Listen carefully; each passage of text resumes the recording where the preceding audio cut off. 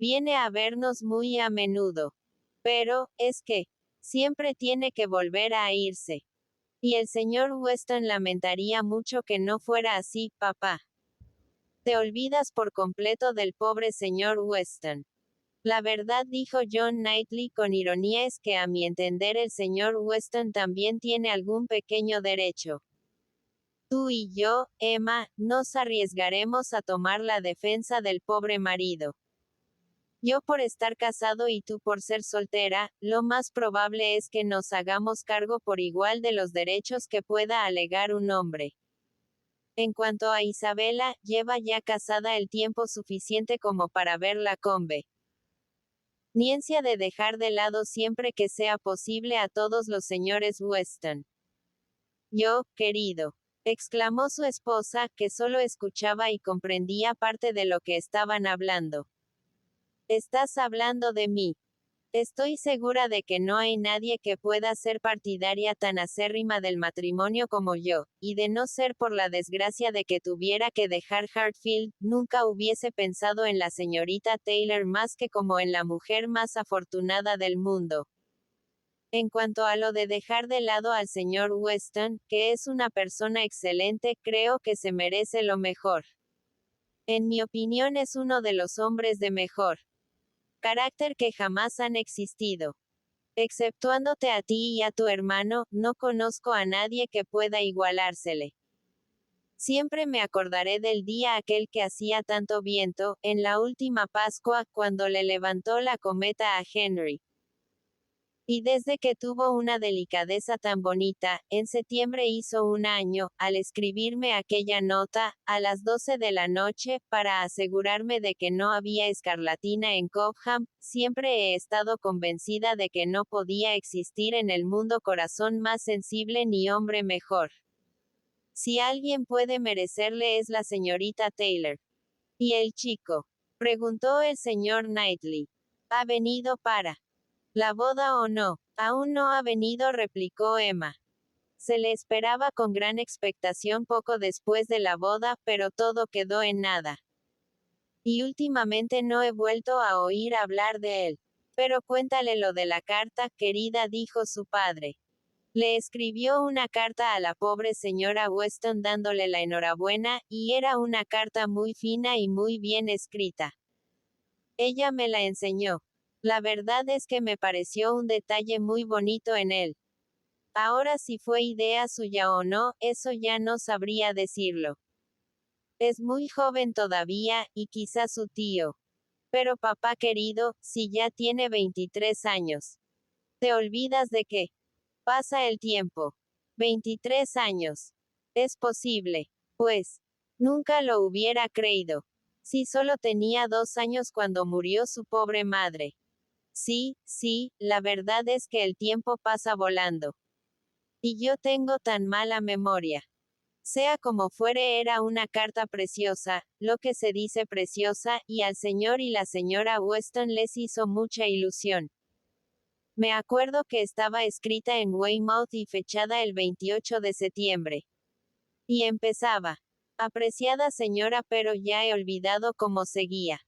Y firmaba, F. C. Weston Churchill. Eso lo recuerdo perfectamente. Qué amable y qué educado, exclamó la bondadosa señora Knightley.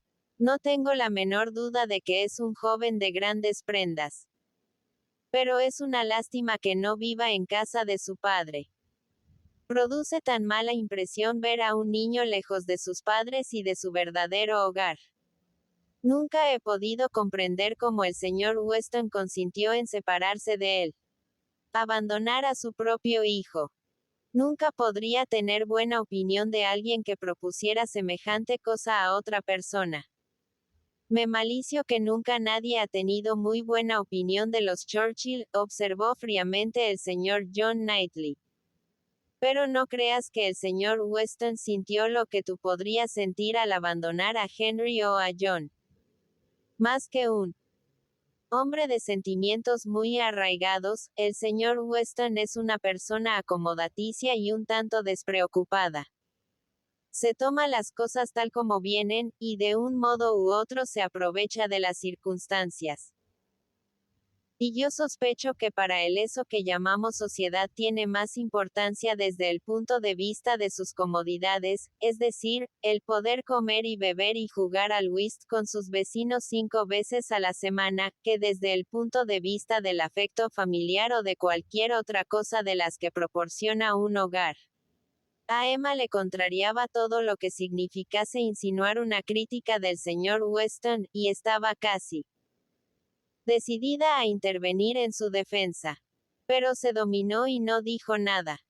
Si era posible, prefería que no se turbara la paz. Y había algo digno y estimable en la intensidad de los afectos hogareños, en la idea de la autosuficiencia de un hogar, que predisponía a su hermano a desdeñar el trato social de la mayoría de la gente y a las personas para las que este trato resultaba importante.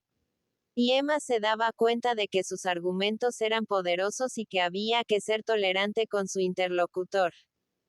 Capítulo 12. El señor Knightley cenó con ellos.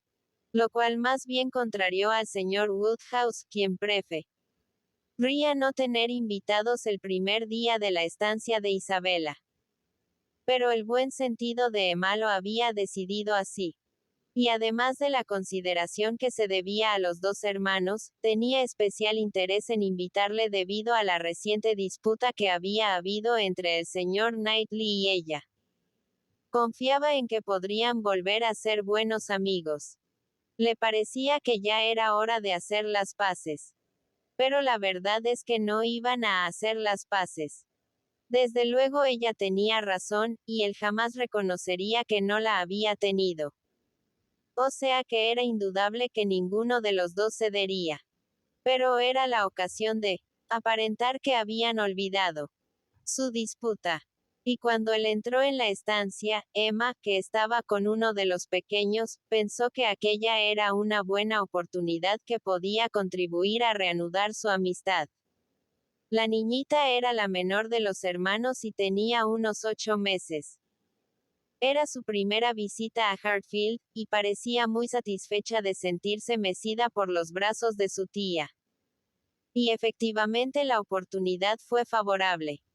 Pues aunque él empezó poniendo cara muy seria y haciendo preguntas bruscas, no tardó en hablar de los pequeños en el tono ordinario, y en quitarle la niña de los brazos con toda la falta de ceremonia de una perfecta amistad. Emma se dio cuenta de que William vían a ser amigos. Al principio ello le produjo una gran satisfacción, y luego le inspiró una cierta insolencia, y no pudo por menos de decirle mientras él admiraba a la niña. Es un consuelo que por lo menos estemos de acuerdo respecto a nuestros sobrinos y sobrinas.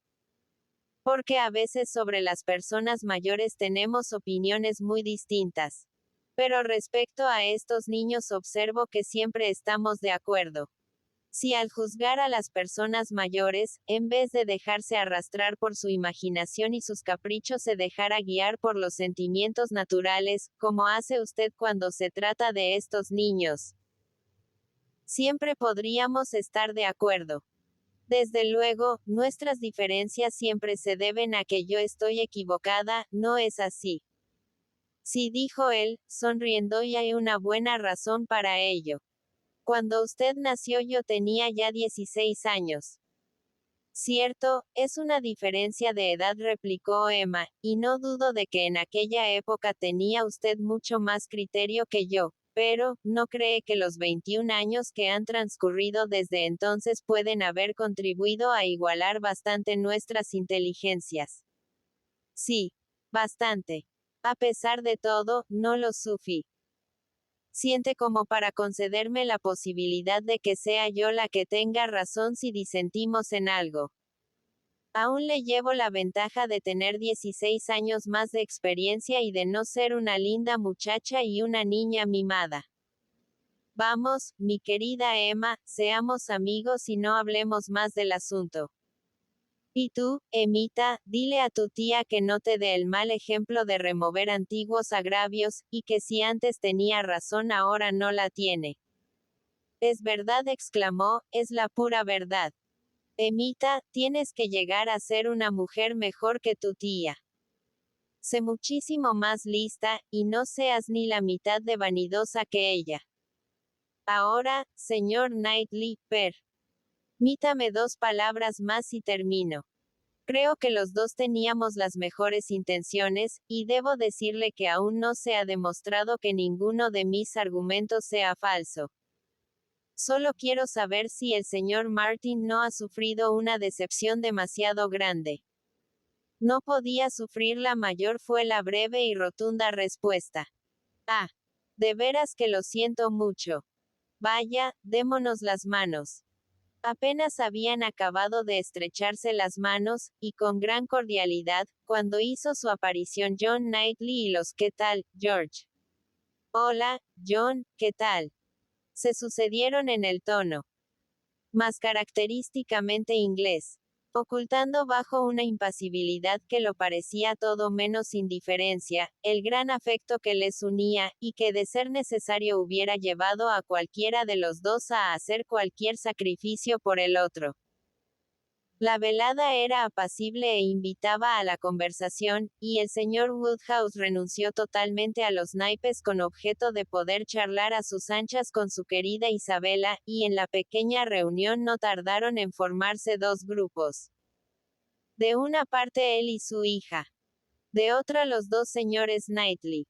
En ambos grupos se hablaba de cosas totalmente distintas, y muy raras veces se mezclaban las conversaciones.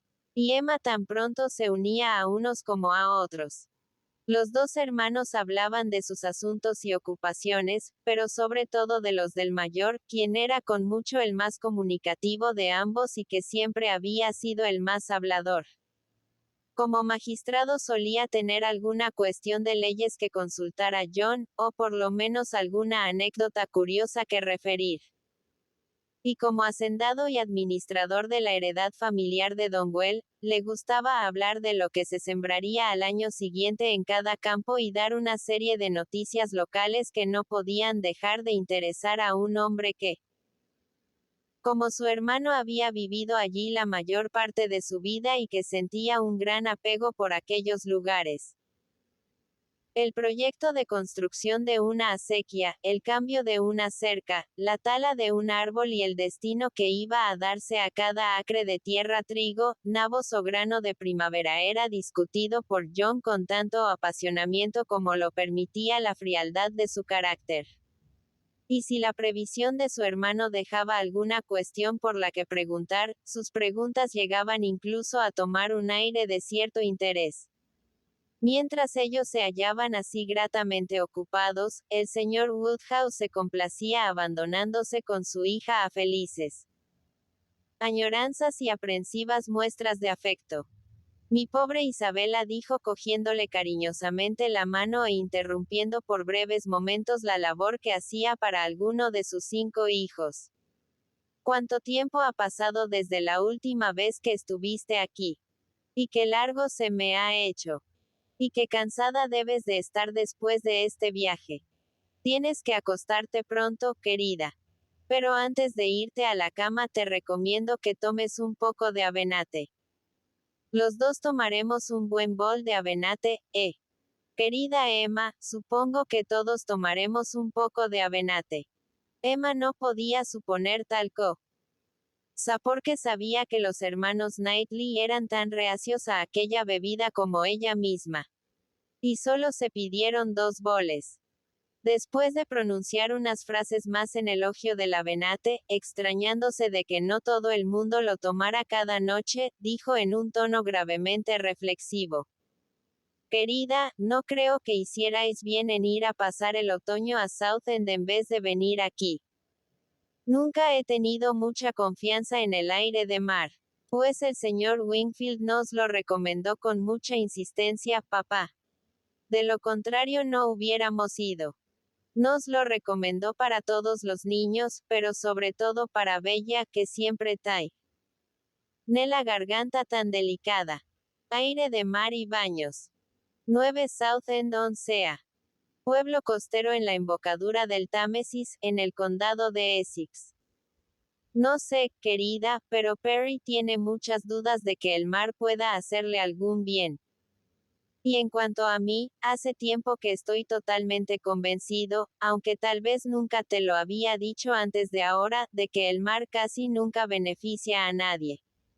Estoy seguro de que en una ocasión a mí casi me mató. Vamos, vamos, exclamó Emma, dándose cuenta de que aquel era un tema peligroso. Por favor, no hables del mar. Siento tanta envidia que me pongo de mal humor. Yo que nunca lo he visto. De modo que queda prohibido hablar de Southend, ¿de acuerdo, papá? Querida Isabela, veo que aún no has preguntado por el señor Perry. Y él nunca se olvida de ti. Oh, sí, el bueno del señor Perry. ¿Cómo está, papá? Pues bastante bien. Pero no bien del todo. El pobre Perry sufre de la bilis y no tiene tiempo para cuidarse. Me dice que no tiene tiempo para cuidarse. Lo cual es muy triste. Pero siempre le están llamando de toda la comarca. Supongo que no hay nadie más de su profesión por estos alrededores. Pero además es que no hay nadie tan inteligente como él. Y la señora Perry y sus niños, ¿cómo están? Los niños deben de estar ya muy crecidos. Siento un gran afecto por el señor Perry. Espero que pronto venga a visitarnos. Le gustará ver a mis pequeños. Creo que vendrá mañana porque tengo que hacerle 2 o 3 consultas de cierta importancia. Y cuando venga, querida, sería mejor que diera un vistazo a la garganta de Bella. Oh, papá. Está tan mejorada de la garganta que ya casi no me preocupa. No sé si han sido los baños o si la mejoría tiene que atribuirse a una excelente cataplasma que nos recomendó el Sr. Wingfield y que hemos estado poniéndole una serie de veces desde el mes de agosto. Querida, no es muy probable que hayan sido los baños los que le hayan sentado bien. Y si yo hubiese sabido que lo que necesitabais era una cataplasma hubiera hablado con. Me parece que os habéis olvidado de la señora y la señorita Bates, dijo Emma. No os he oído preguntar por ellas ni una sola vez. Oh, sí, las Bates, pobres. Estoy totalmente avergonzada de mí misma.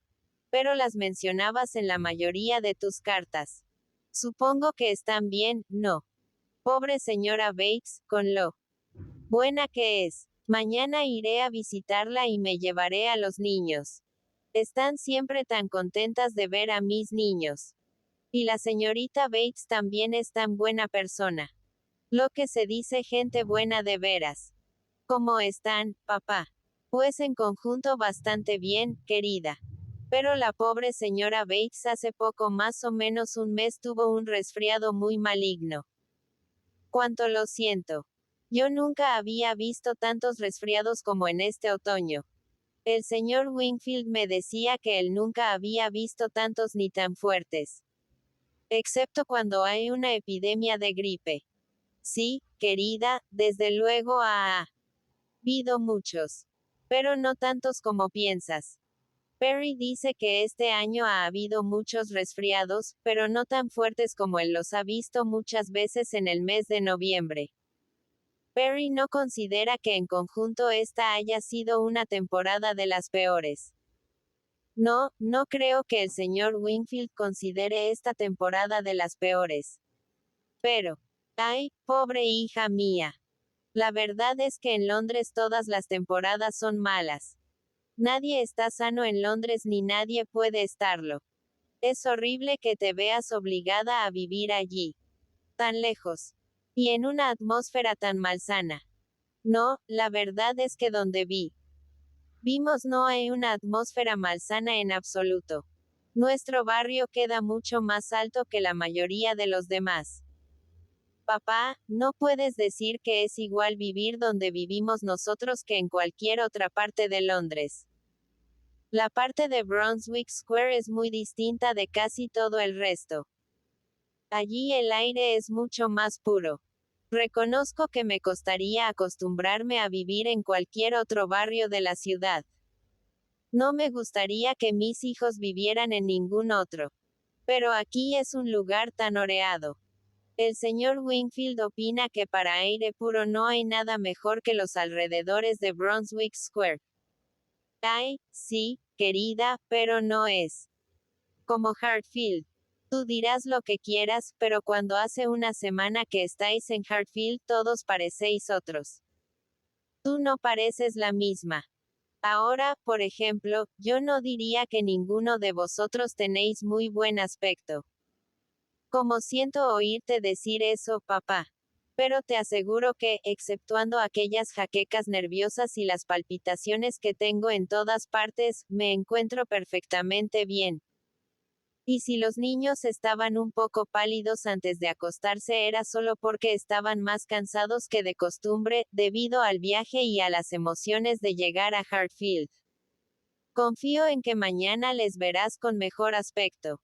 Porque te aseguro que el señor Wingfield me ha dicho que nunca nos había mandado al campo con mejor salud.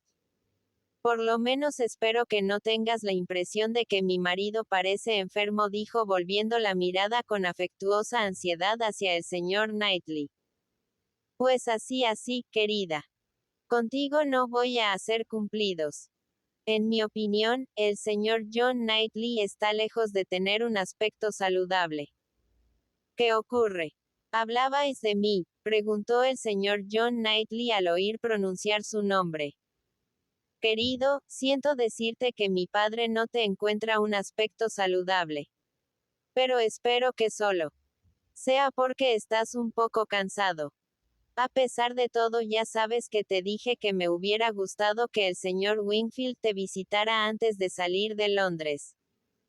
Querida Isabela, exclamó él con impaciencia, te ruego que no te preocupes por mi aspecto. Confórmate con mimar y medicinar a los niños y a ti misma y déjame tener el aspecto que quiera. No he entendido bien lo que estabas contando a tu hermano, exclamó Emma. Sobre tu amigo el señor Graham, que quería tomar un mayordomo escocés para que cuidara de sus nuevas propiedades. ¿Crees que dará resultado? No son demasiado fuertes los viejos prejuicios. Y así siguió hablando durante tanto rato y con tan buena fortuna que cuando volvió a verse obligada a prestar atención de nuevo a su padre y a su hermana, lo más grave que oyó fue que Isabela se interesaba amablemente por Jane Fairfax. Y aunque Jane Fairfax no era precisamente una de sus favoritas, en aquellos momentos sintió un gran alivio al escuchar elogios suyos.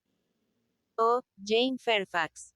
Es tan cariñosa y tan amable, dijo la señora John Knightley. Hace tanto tiempo que no la he visto. Excepto unas cuantas veces que nos hemos encontrado por casualidad en Londres y hemos hablado solo unos momentos. Qué contentas deben de estar su anciana abuela y su tía, que son tan buenas personas, cuando viene a visitarlas. Siempre que pienso en ella, lo siento tanto por Emma, que no pueda pasar más tiempo en Highbury. Pero ahora que su hija se ha casado, supongo que el coronel y la señora Campbell no consentirán en separarse de ella. Hubiera sido una compañera tan agradable para Emma. El señor Woodhouse estuvo de acuerdo con todo esto, pero añadió. Sin embargo, nuestra joven amiga, Harriet Smith, también es otra muchacha excelente. ¿Te gustará, Harriet? Emma no podía tener mejor compañera que Harriet. No sabes lo que me alegra oír esto. Solo que Jane Fairfax es tan fina, tan distinguida. Y además tiene exactamente la misma edad que Emma. La cuestión fue discutida con toda cordialidad, y al cabo de un rato se pasó a otro de similar importancia que también se debatió en medio de la mayor armonía. Pero la velada no concluyó sin que un nuevo incidente volviera a turbar un poco aquella calma. Llegó el avenate proporcionando nueva materia de conversación. Grandes elogios y muchos comentarios.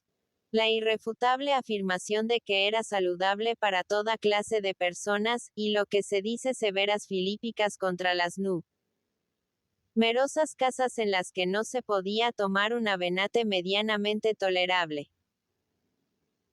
Pero, por desgracia, entre los lamentables casos que su hija citó como ejemplos para corroborar lo que decía el señor Woodhouse, el más reciente y por lo tanto el más importante había ocurrido en su propio hogar, en South End, en donde una muchacha que habían contratado para la temporada nunca había sido capaz de comprender lo que ella quería decir cuando hablaba de un bol de buen avenate que no fuera espeso, sino más bien claro, aunque tampoco demasiado claro.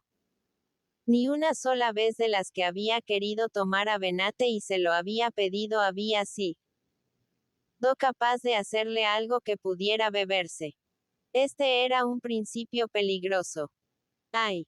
Dijo el señor Woodhouse meneando la cabeza y contemplando a su hija con una mirada de afectuosa preocupación. La exclamación para Emma quería decir: ¡ay! No tienen fin las tristes consecuencias de vuestra estancia en South End. Pero de eso no se puede hablar. Y durante unos minutos Emma confió en que no iba a hablar de ello y que sus silenciosas cavilaciones bastarían para devolverle al placer de saborear su avenate claro como debía ser. Pero al cabo de unos minutos añadió: siempre lamentaré que este otoño hayáis ido al mar en vez de venir aquí. Pero ¿por qué tienes que lamentarlo, papá? Te aseguro que a los niños les fue muy beneficioso. Además, si teníais que ir al mar hubiera sido mejor no ir a Southend. Southend es un lugar poco saludable. Perry quedó muy sorprendido al saber que habíais elegido Southend. Ya sé que hay mucha gente que opina así, pero la verdad, papá, es que se equivocan del todo. Allí nos hemos encontrado perfectamente bien de salud, y el limo no nos molestó lo más mínimo. Y el señor Wingfield dice que es un gran error suponer que es un lugar malsano. Y estoy segura de que puede confiarse en su criterio, porque él sabe perfectamente de qué se compone el aire, y su propio hermano ha estado allí con su familia varias veces. Sí, querida, pero si queríais tomar baños podíais haber ido a Cromer. Perry hace tiempo que pasó una semana en Cromer y considera el lugar como el mejor de todos para los baños de mar. Tiene una playa grande y hermosa, y dice que allí el aire es muy puro. Y por lo que he oído decir, allí podríais alojaros bastante lejos del mar, a un cuarto de milla de distancia. Y con todas las comodidades. Deberíais consultarlo con Perry. Pero, papá querido, piensa que eso está mucho más lejos. Tendríamos que hacer un viaje larguísimo. 100 millas por lo menos, en vez de 40. Ay, querida. Como dice Perry, cuando se trata de la salud, no debe tenerse en cuenta nada más. Y si hay que viajar, tanto da recorrer 40 millas como 100. Es mejor no moverse de casa, es mejor quedarse en Londres que recorrer 40 millas para ir a buscar un aire que es peor que el de la ciudad. Eso fue exactamente lo que dijo Perry. A su entender vuestra decisión no podía ser más equivocada. Los esfuerzos de Emma por hacer callar a su padre fueron en vano. Y cuando las cosas llegaban a este punto a Emma ya no le extrañaba que su cuñado interviniera. El señor Perry dijo en un tono de voz que revelaba una profunda contrariedad: haría mejor en guardarse sus opiniones para quien se las pidiera. ¿El qué tiene que ver con eso y por qué se mete en lo que hago? ¿Por qué tiene que opinar sobre si llevo mi familia a un pueblo de la costa o a otro? Espero que se me permitirá dar mi opinión igual que al señor Perry. No necesito ni sus consejos ni sus medicinas. Hizo una pausa, y calmándose rápidamente agregó con sarcástica sequedad: si el señor Perry puede decirme cómo trasladar a la esposa y a 5 hijos a una distancia de 130 millas sin más gastos ni molestias que a una distancia de 40, estaré de acuerdo con él en que es preferible ir a Cromer en vez de a Southend. Sí, sí, eso es verdad, exclamó su hermano, interviniendo apresuradamente en la conversación, es la pura verdad. Eso es algo muy importante. Pero, John, sobre lo que te decía acerca de mi proyecto de desviar el camino de Langham, de hacerlo pasar un poco más hacia la derecha para que no atraviese los prados de la finca, yo no veo que haya ninguna dificultad. Si tuviera que representar molestias para los habitantes de Highbury no seguiría adelante, pero sí te acuerdas bien del trazado que tiene el camino. Pero el único modo de demostrártelo es consultar nuestros planos. Supongo que te veré mañana por la mañana en la abadía, ¿no? Y entonces podremos volverlos a estudiar y me darás tu opinión. El señor Woodhouse se sentía un poco turbado por los duros comentarios que se habían hecho sobre su amigo Perry, a quien en realidad, aunque inconscientemente, había atribuido muchas de sus propias ideas y de sus propias expresiones. Pero los apaciguadores cuidados de sus hijas consiguieron que poco a poco se fuera desvaneciendo su inquietud, y la inmediata intervención de uno de los dos hermanos y las mejores disposiciones del otro evitaron que se renovase la violencia de aquella situación.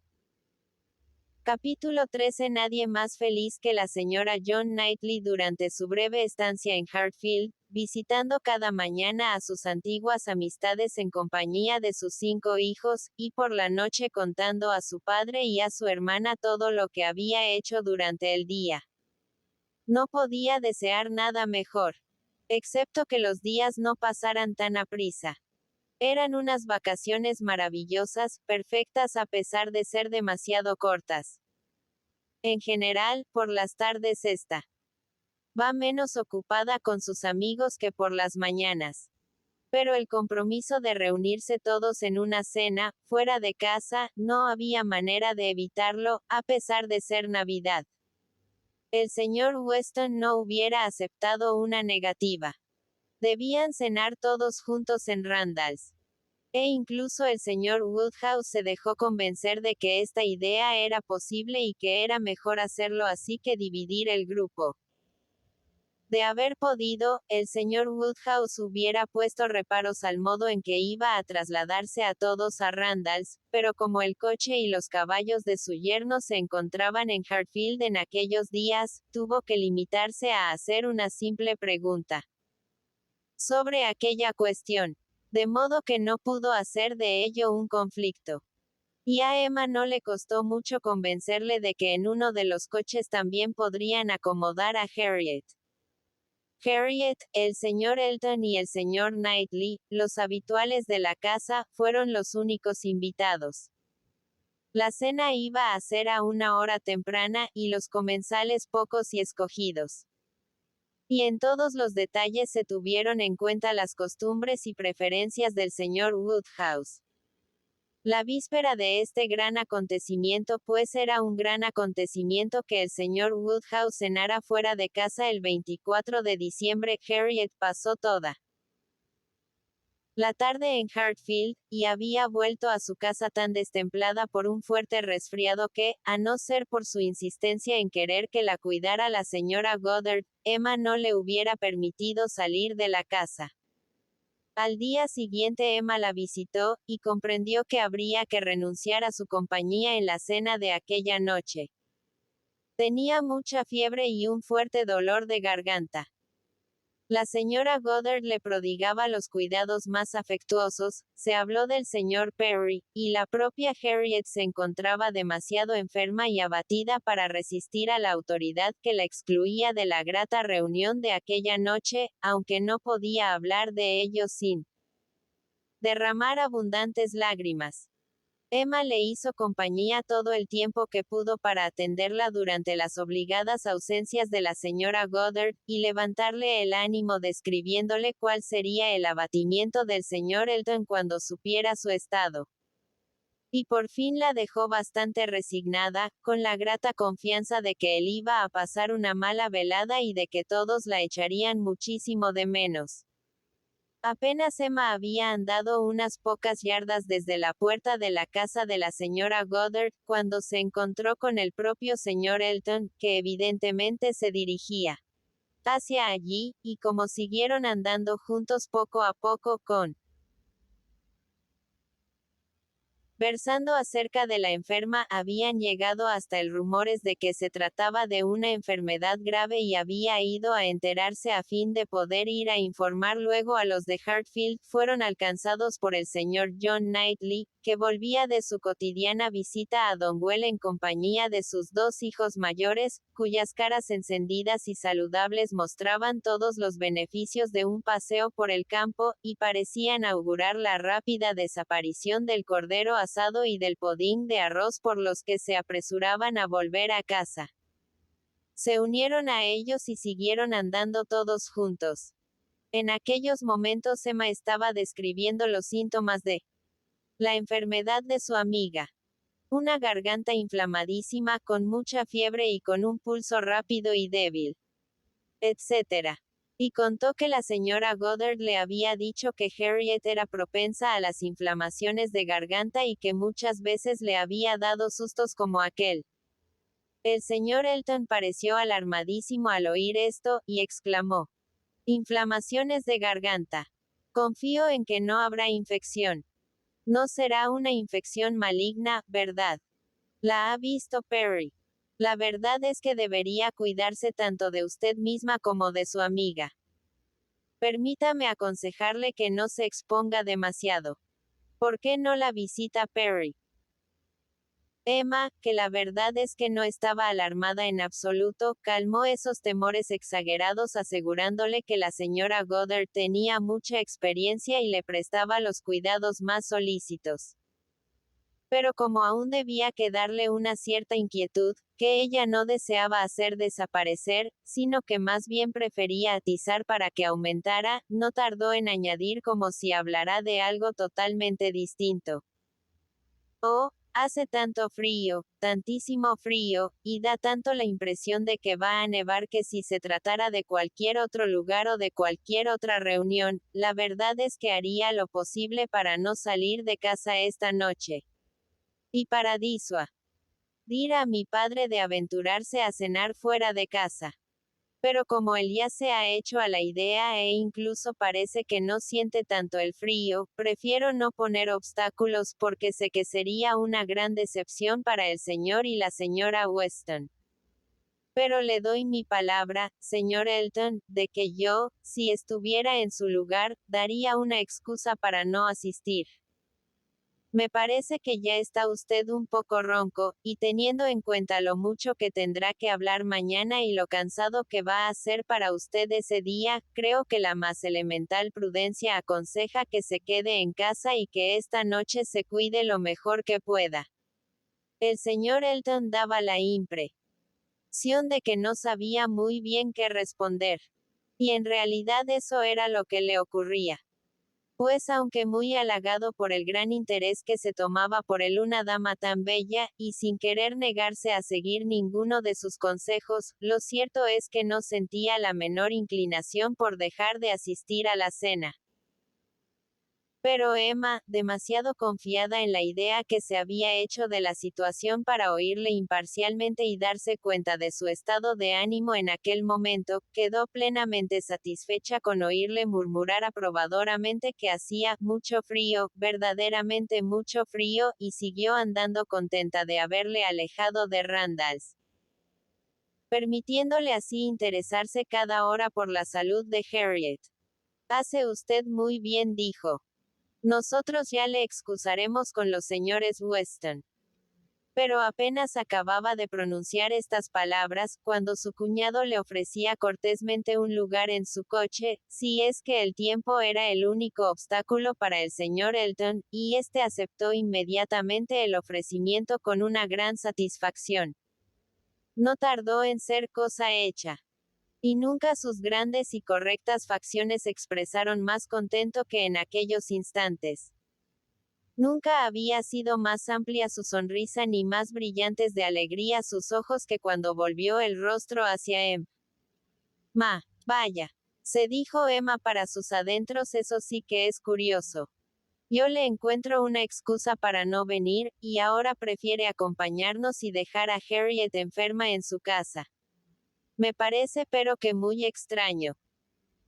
Aunque tengo la impresión de que hay muchos hombres, sobre todo los solteros, que sienten tanta afición, que les entusiasma tanto cenar fuera de casa, que una invitación así es una de las cosas que más les ilusiona, lo consideran como uno de los mayores gustos que pueden darse, casi como un deber de su posición social y de su profesión, y todo lo demás pasa a segundo término. Y ese debe ser el caso del señor Elton. Sin duda alguna, un joven de grandes prendas, muy correcto y agradable, y enamoradísimo de Harriet. Pero, a pesar de todo, no es capaz de rechazar una invitación y tiene que cenar fuera de casa sea donde sea que le inviten. ¿Qué cosa más extraña es el amor? Es capaz de ver ingenio en Harriet, pero por ella no es capaz de cenar solo.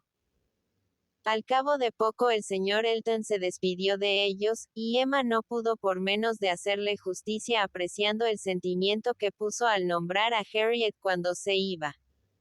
El tono de su voz al asegurarle que la última cosa que haría antes de prepararse para el placer de volver a ver a Emma sería ir a casa de la señora Goddard a pedir noticias de su linda amiga, y que esperaba que podría darle mejores nuevas, era muy significativo. Y suspirando esbozó una triste sonrisa que inclinó definitivamente la balanza de la aprobación en favor suyo. Después de unos minutos que pasaron en completo silencio, John Knightley dijo: En mi vida he visto a un hombre más empeñado en ser agradable que el señor Eton. Cuando trata con señoras se le ve afanosísimo por complacerlas. Con los hombres es más sensato y más natural, pero cuando tiene una dama a quien complacer cualquier ridiculez le parece bien. Las maneras del señor Elton no son lo que se llama perfectas, replicó Emma. Pero cuando se ve que se desvive por agradar, hay que pasar por alto muchas cosas. Cuando un hombre hace lo que puede, aunque sea con dotes limitados, siempre será preferible al que sea superior pero no tenga voluntad. El señor Elton tiene tan buen carácter y tan buena voluntad que no es posible dejar de apreciar esos méritos.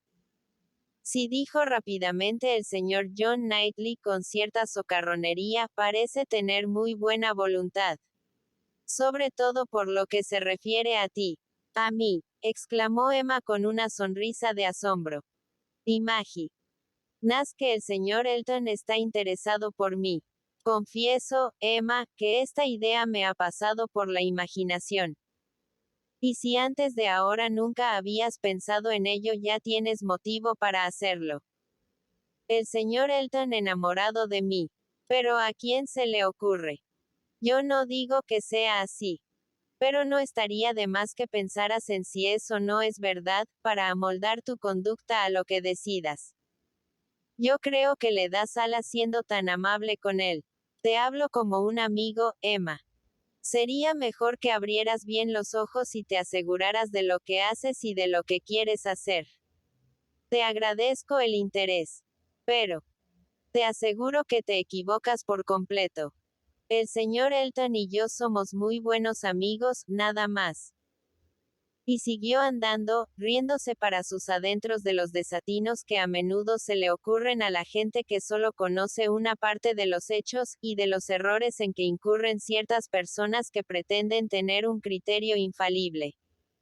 Y no muy complacida con su cuñado que la creía tan ciega e ignorante, y tan necesitada de consejos. Él no dijo nada más. El señor Woodhouse se había hecho tanto a la idea de salir aquella noche que a pesar de que el frío era cada vez más intenso no parecía en absoluto dispuesto a asustarse de él, y al final estuvo listo para la marcha con toda puntualidad, y se instaló en su coche junto con su hija mayor, en apariencia prestando menos atención al tiempo que ninguno de los demás. Demasiado maravillado por su propia hazaña y pensando demasiado en la ilusión que iba a proporcionar a los de Randalls para darse cuenta de que hacía frío. Aparte de que iba demasiado bien abrigado para sentirlo. Sin embargo, el frío era muy intenso. Y cuando el segundo coche se puso en movimiento empezaron a caer unos copos de nieve, y el cielo parecía tan cargado como para necesitar tan solo un soplo de aire más tibio para dejarlo todo blanquísimo al cabo de muy poco tiempo. Emma no tardó en advertir que su compañero no estaba del mejor de los humores. Los preparativos para salir y la salida misma con aquel tiempo, unido al hecho de tener que renunciar a la compañía de sus hijos después de la comida, eran inconvenientes lo suficientemente desagradables como para disgustar al señor John Knightley. La visita no le parecía ofrecer compensaciones dignas de aquellas contrariedades. Y durante todo el trayecto hasta la vicaría no dejó de expresar su descontento. Se necesita tener muy buena opinión de uno mismo, dijo, para pedir a la gente que abandone su chimenea y vaya a verle en un día como este, sin más objeto que hacerle una visita. Debe de considerarse alguien muy agradable. Yo no sería capaz de hacer una cosa así. Es el mayor de los absurdos. Y ahora se pone a nevar. Es una locura no permitir que la gente se quede cómodamente en su casa. Y lo es el no quedarse cómodamente en casa cuando uno puede hacerlo. Si nos obligaran a salir en una noche así para cumplir algún deber o para algún negocio, ¿cómo nos quejaríamos de nuestra mala suerte?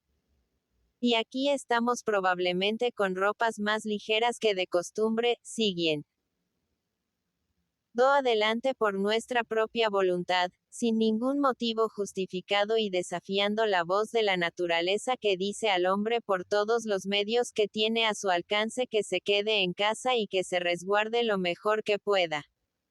Aquí estamos en camino para pasar 5 horas aburridas en una casa ajena, sin nada que decir u oír que no se dijera u oyera ayer y que no pueda decirse u oírse de nuevo mañana. Saliendo con mal tiempo para volver probablemente con un tiempo peor. Obligando a salir a 4 caballos y a 4 criados solo para llevar a 5 personas ociosas tiritando de frío a unas habitaciones más frías y entre peores compañeros de lo que se hubiese podido tener en casa. Emma no estaba dispuesta a asentir complacida a estos comentarios, a lo cual sin duda él estaba acostumbrado, para emular el "tienes toda la razón, querido", frase con la que solía obsequiarle su habitual compañera de viaje. Pero tuvo la fuerza de voluntad suficiente para contenerse y no responderle nada. No podía estar de acuerdo con él y temía que una discusión degenerase en disputa. Su heroísmo solo llegaba al silencio. Le dejó seguir hablando y arregló los cristales y se arrebujó bien en sus ropas sin despegar los labios.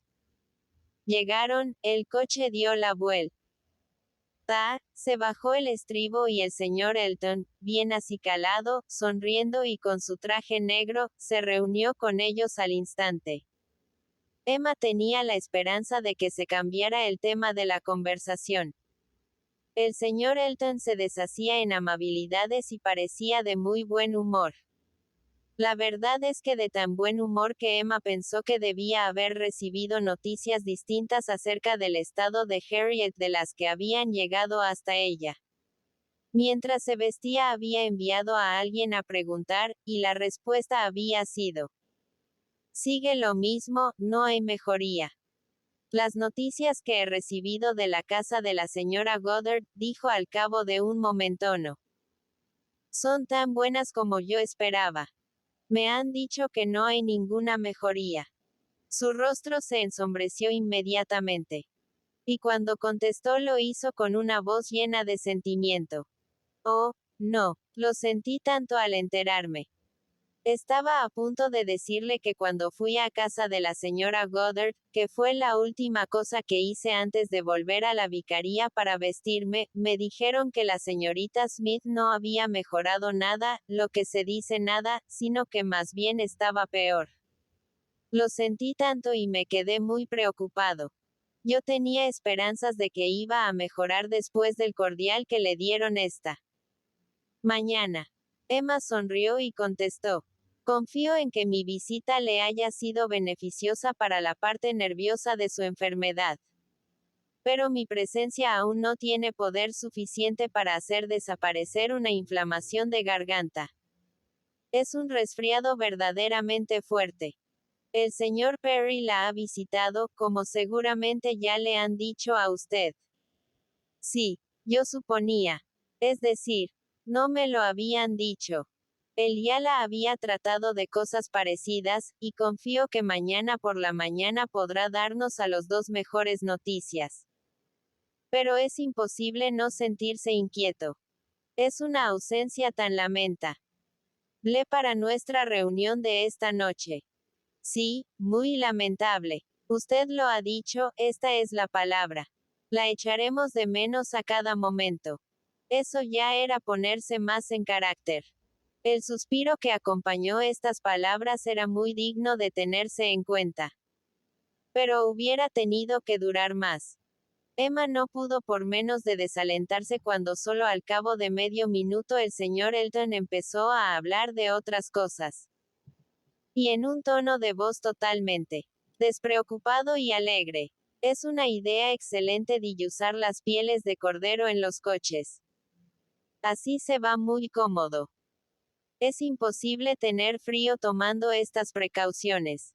Esas innovaciones modernas la verdad es que convierten el coche de un caballero en algo perfectamente completo. Se está tan protegido y defendido del tiempo que no hay corriente de aire que pueda penetrar. De este modo el tiempo deja de tener importancia. Hoy hace una noche muy fría. Pero en este coche nosotros ni nos enteramos. Ah, veo que nieva un poco. Sí, dijo el señor John Knightley, y me parece que vamos a tener mucha nieve. Tiempo navideño, comentó el señor Elton. Es lo propio de la estación. Y podemos considerar nos como muy afortunados de que no empezara a nevar ayer y hubiera habido que aplazar la reunión de hoy, lo cual hubiera podido ocurrir muy fácilmente, porque el señor Woodhouse no se hubiera atrevido a salir si hubiese nevado demasiado. Pero ahora ya no tiene importancia. La verdad es que esta es la estación del año más adecuada para las reuniones amistosas. Por Navidad todo el mundo invita a sus amigos y la gente no se preocupa mucho por el tiempo que haga, aunque sea muy malo. Una vez me quedé sitiado una semana en casa de un amigo. Nada podía serme más agradable. Fui allí para pasar solo una noche y no pude irme hasta al cabo de 7 días justos. El señor John Knightley no parecía muy propicio a comprender este placer, pero solo dijo fríamente: a mí no me gustaría nada verme sitiado por la nieve en Randalls durante una semana. En otra ocasión Emma hubiera encontrado divertido todo aquello, pero en aquellos momentos estaba demasiado asombrada al ver el interés que el señor Elton prestaba a otras cuestiones. Harriet parecía haber sido olvidada totalmente ante la perspectiva de una grata velada. Podemos tener la seguridad de contar con un buen fuego en la chimenea, siguió diciendo, y sin duda todo estará dispuesto para ofrecernos las mayores comodidades. El señor y la señora Weston son encantadores. La señora Weston merece todos los elogios, y él por su parte es una persona admirable, tan hospitalario y tan sociable. Desde luego seremos pocos, pero las reuniones en las que hay poca gente pero escogida son quizá las más agradables de todas. El comedor de la señora Weston tampoco es capaz de acomodar debidamente a más de 10 personas. Y por mi parte en esta circunstancia yo suelo preferir que sobre espacio para dos a que falte espacio para dos. Seguramente estará usted de acuerdo conmigo, dijo volviéndose hacia Emma con aire meloso. Estoy seguro de que contaré con su aprobación, aunque tal vez el señor Knightley, que está acostumbrado a las grandes reuniones de Londres, no esté totalmente de acuerdo con nosotros. Yo no sé nada de las grandes reuniones de Londres, nunca ceno fuera de casa. De veras. En un tono entre asombrado y compasivo.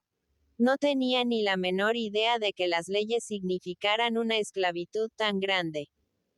Pero no desespere, usted, ya llegará el tiempo en que encuentre la recompensa cuando tenga que trabajar poco y pueda disfrutar mucho. Cuando más disfrutaré, replicó el señor John Knightley cuando cruzaban ya la verja de la casa, será cuando vuelva a estar sano y salvo en Hartfield. Capítulo 14. Al entrar en el salón de la señora Weston, ambos tuvieron que componer su actitud. El señor Elton refrenar un poco su entusiasmo y el señor John Knightley ahuyentar su mal humor. Para acomodarse a las circunstancias y al lugar, el señor Elton tuvo que sonreír menos, y el señor John Knightley que sonreír más. Emma fue la única que pudo ser espontánea, y mostrarse tan contenta como estaba en realidad. Era una gran alegría para ella el estar con los Weston. El señor Weston era uno de sus amigos favoritos, y no había nadie en el mundo con quien pudiera hablar con tanta franqueza como con su esposa. Nadie en quien confiara con tanta seguridad de ser escuchada y comprendida, despertando siempre el mismo interés y la misma comprensión, nadie que se hiciera tanto cargo de los pequeños conflictos, proyectos, dudas e ilusiones, suyos y de su padre. No podía hablar de nada de Hartfield, por lo que la señora Weston no sintiera un vivo interés. Y media hora de ininterrumpidas confidencias acerca de todas esas cuestiones menudas de las que dependen la felicidad cotidiana de la vida íntima de cada cual, era uno de los mayores placeres que ambas podían concederse. Este era un placer del que quizá no podrían disfrutar durante toda aquella visita, en la que sería difícil encontrar media hora para sus expansiones. Pero solo la presencia de la señora Weston, su sonrisa, su contacto, su voz, era ya reconfortante para Emma y decidió pensar lo menos posible en las rarezas del señor Elton, o en cualquier otra cosa desagradable, y disfrutar hasta el máximo de todo lo grato que pudiera ofrecer la velada. Antes de su llegada ya se había hablado mucho de la mala suerte que había tenido Harriet al resfriarse. Hacía rato que el señor Woodhouse se hallaba cómodamente instalado en un sillón contando toda la historia, además de toda la historia de los incidentes del trayecto hasta allí que había hecho con Isabella. Entonces se anunció la llegada de Emma, y apenas había terminado unas frases en las que se congratulaba de que James al ir con ellos tuviera ocasión de ver a su hija, cuando aparecieron los demás, y la señora Weston, que hasta entonces había dedicado casi toda su atención al señor Woodhouse, pudo dejarle y dar la bienvenida a su querida Emma. Emma encontró ciertas dificultades para poner en práctica su decisión de olvidarse del señor Elton por un rato, ya que cuando todos se sentaron resultó que el joven estaba a su lado. Era muy difícil apartar de su mente la idea de su sorprendente insensibilidad respecto a Harriet, mientras no solo le tenía pegado a ella, sino que además le dedicaba de continuo las más atentas sonrisas y le dirigía la palabra con la mayor deferencia siempre que tenía ocasión. En vez de olvidarle, su proceder era tal que no pudo evitar el decirse para sus adentros. Es posible que tenga razón mi cuñado. Es posible que empiece a olvidarse de Harriet y a poner su afecto en mí. Sería absurdo, no puede ser. Sin embargo, el señor Elton se desvivía de tal modo porque Emma no sintiera frío, se mostraba tan atento con su padre y tan amable para con la señora Weston, y por fin demostró tanto entusiasmo y tanta falta de criterio ante sus dibujos, que no podía por menos de pensarse que parecía enamorado, y ella tuvo que hacer un esfuerzo por conservar la calma y la naturalidad. No quería mostrarse descortés, en primer lugar por ella misma y luego por Harriet, confiando en que todo podría volver a encauzarse bien, como al principio. De modo que fue muy amable con él, pero le costaba un esfuerzo sobre todo cuando los demás hablaban de cosas por las que ella estaba interesada, mientras que el señor Elton la aturdía con su insípida locuacidad. Por algunas palabras sueltas que pudo oír comprendió que el señor Weston estaba hablando de su hijo. Oyó las palabras mi hijo y Frank, y que repetía mi hijo varias veces más. Y por alguna otra cosa que llegó hasta sus oídos, supuso que estaba anunciando la próxima visita de su hijo. Pero antes de que pudiera deshacerse del señor Elton, la conversación había cambiado por completo, hasta el punto de que cualquier pregunta suya que hubiese resucitado el tema hubiera parecido fuera de lugar e impertinente. Lo que ocurría era que, a pesar